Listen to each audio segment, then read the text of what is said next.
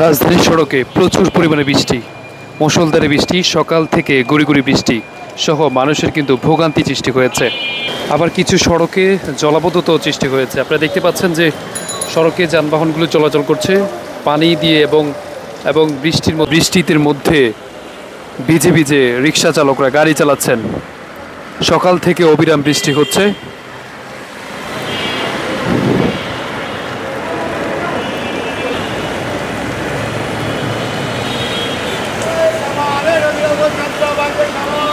অনেকেই বৃষ্টির মধ্যে ভোগান্তিতে পড়েছে। অফিসগামী এবং যারা রয়েছে যাতায়াতকারী তারা কিন্তু এক প্রকার ভোগান্তিতে পড়েছে।